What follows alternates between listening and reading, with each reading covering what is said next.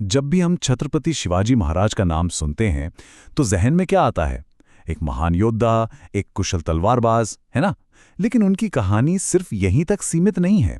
आज हम उनकी शख्सियत के उस पहलू को कुरेदेंगे जो शायद सबसे ज्यादा विवादों में रहा है और जिसे अक्सर गलत समझा गया है। और वो पहलू वो इस एक सीधे से सवाल में छिपा है। क्या शिवाजी महाराज का संघर्ष वाकई मुसलमानों के खिलाफ एक धार्मिक जंग थी? ये सवाल सिर्फ इतिहास का एक पन्ना नहीं है, ये उनकी पूरी विरासत को देखने का नजरिया बदल सकता है। तो चलिए, इस विश्लेषण में इसी सवाल की तह तक जाते हैं। तो शुरू करते हैं इस विवाद की जड़ से, और सबसे पहले देखते हैं वो आरोप जो उन पे बार बार लगाया जाता है। यहाँ पर ना दो एकदम अलग अलग तस्वीरें हैं। एक तरफ उन पर ठप्पा लगाया जाता है एक मुस्लिम विरोधी शासक का, लेकिन दूसरी तरफ जब हम ऐतिहासिक सबूतों को देखते हैं तो सच्चाई कुछ और ही निकल कर आती है। एक ऐसे शासक की तस्वीर जिसकी असली लड़ाई किसी धर्म से थी ही नहीं, बल्कि जुल्म और नाइंसाफी के खिलाफ थी। अब जो बात सबसे ज्यादा दिलचस्प है वो ये है कि उनका पूरा नजरिया बना कैसे, उनकी परवरिश ने इसमें क्या रोल निभाया, और ये समझना जरूरी है क्योंकि उनकी नींव में धार्मिक नफरत थी ही नहीं। तो कहानी शुरू होती है 19 फरवरी 1627 को शिवनेरी के किले से। पिता शाहजी थे, लेकिन उनकी शख्सियत को जिसने असल में गढ़ा वो थी उनकी मां जीजाबाई, और जीजाबाई का असर उन पर जिंदगी भर रहा। सोचिए, उनकी परवरिश कैसी हुई होगी। धार्मिक कट्टरता से कोसों दूर। मां जीजाबाई ने उन्हें रामायण और महाभारत की कहानियों से सही गलत का पाठ पढ़ाया। दादोजी कोंडदेव ने उन्हें युद्ध और राजनीति के दांवपेच सिखाए, और संत रामदास ने उन्हें एक आध्यात्मिक दिशा दी। इन्हीं सब से मिलकर बना था उनका चरित्र। और ये जो परवरिश थी ना, यही उनके हर काम में, हर फैसले में झलकती है। उनके जो भी सैन्य अभियान थे वो किसी मजहब के खिलाफ जंग नहीं थे, वो तो दमनकारी ताकतों के खिलाफ बहुत सोची समझी स्ट्रेटेजिक चालें थी। जब उन्होंने बहुत कम उम्र में पुरंदर और तोरण जैसे किले जीते तो समझिए कि दक्कन की सियासत में एक तूफान सा आ गया। उनका नाम आग की तरह फैला और इसकी तपिश आगरा और दिल्ली के तख्त तक महसूस की गई।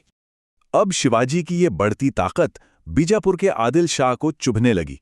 उसने अपने सबसे खतरनाक सिपह सालार अफजल खान को बुलाया और एक सीधा सा हुक्म दिया, शिवाजी को पकड़ो, जिंदा या मुर्दा। और यहीं से शुरू हुई इतिहास की वो मशहूर मुठभेड़। तो अफजल खान ने एक चाल चली, उसने सुलह का नाटक किया। प्लान ये था कि जब वो गले मिलेंगे तो शिवाजी को खंजर से मार देगा, लेकिन शिवाजी भी कोई कच्चे खिलाड़ी नहीं थे। वो उसकी नीयत को पहले ही भांप चुके थे। वो पूरी तैयारी के साथ पहुंचे। कपड़ों के नीचे छिपा था कवच और हाथ में बागनख। और जैसे ही अफजल खान ने धोखा दिया, शिवाजी ने उससे भी तेज पलटवार किया और धोखे का जवाब धोखे से दिया। लेकिन देखिए, उनकी असली ताकत सिर्फ लड़ाई के मैदान में नहीं थी। अगर हमें सच में यह समझना है कि वो क्या सोचते थे, तो हमें उनकी सेना को देखना होगा। उनकी सेना की बनावट ही धार्मिक नफरत के हर आरोप को झूठा साबित कर देती है। और शायद यही सबसे बड़ा सबूत है जो मुस्लिम विरोधी वाली थ्योरी को पूरी तरह से खारिज कर देता है। उनके सिर्फ शब्द नहीं, बल्कि उनके काम ये बताते हैं कि उनकी लड़ाई किसी धर्म से नहीं थी। जरा सोचिए, उनकी सेना और प्रशासन में कितने ही मुस्लिम सरदार और सेनापति बड़े बड़े ओहदों पर थे। अहम सूबों की जिम्मेदारी मुस्लिम सूबेदारों को सौंपी गई थी। इससे क्या पता चलता है? यही कि शिवाजी के लिए इंसान की काबिलियत और उसकी वफादारी मायने रखती थी, उसका धर्म नहीं। ये एक लाइन समझिए पूरी बहस का निचोड़ है। शिवाजी का संघर्ष इस्लाम धर्म के खिलाफ था ही नहीं, उनका संघर्ष उस कट्टरता, उस जुल्म के खिलाफ था जिसे औरंगजेब जैसे शासक और उनके नुमाइंदे फैला रहे थे। उन्होंने एक सोच का विरोध किया, किसी धर्म का नहीं। तो फिर इन सब बातों के बाद शिवाजी को हम कैसे याद रखें? सिर्फ एक राजा के तौर पर जिसने जंगें जीती? नहीं, उनकी विरासत इससे कहीं ज्यादा बड़ी है। ये विरासत है स्वराज्य की, और स्वराज्य का मतलब सिर्फ राजनीतिक आजादी नहीं था।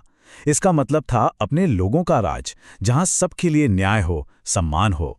शिवाजी महाराज की असली विरासत किले जीतना नहीं, बल्कि एक राष्ट्र का सपना देखना और उसे बनाना था। उन्होंने मराठा साम्राज्य की जो नींव रखी, वो सिर्फ एक सल्तनत नहीं थी, वो स्वाभिमान और आज़ादी का एक प्रतीक थी। और आज भी उनका नाम इसी पहचान के साथ जुड़ा हुआ है। 3 अप्रैल 1680 को रायगढ़ के किले में उन्होंने आखिरी सांस ली।